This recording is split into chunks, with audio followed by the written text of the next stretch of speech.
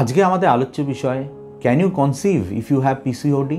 এই প্রশ্নটি অনেক মহিলা আমাদের কাছে এসে করেন, কারণ অনেকেই ছোটোবেলা থেকে এই পিসিওডি মানে পলিসিস্টিক ওভারিয়ান ডিজিজ রোগে ভুগছেন।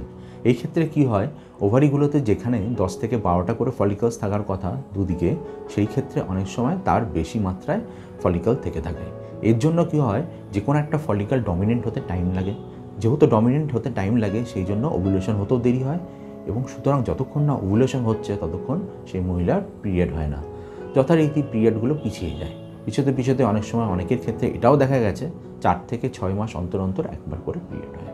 বিশেষত আমরা ওবিস মহিলাদের ক্ষেত্রে এটা বেশি দেখতে পাই। তো ডেফিনেটলি যারা আমাদেরকে এই প্রশ্নটি করে থাকেন তাদের জন্য এটাই উত্তর যে হ্যাঁ, অবশ্যই আপনারা মা হতে পারবেন। কেন হতে পারবেন না? এর জন্য আপনাদের লাইফস্টাইল চেঞ্জ করতে হবে, জাঙ্ক ফুড অ্যাভয়েড করতে হবে। ওবিস মহিলাদের ক্ষেত্রে ওয়েট রিডিউসিং এক্সারসাইজ তো আছেই, এছাড়া আমাদের বিভিন্ন ধরনের ট্রিটমেন্টও আছে, তার মধ্যে আইভিএফ অন্যতম। আরও বিস্তারে যদি জানতে হয় তাহলে নিচে দেওয়া নম্বরে অবশ্যই ক্লিক করে জেনে নিন।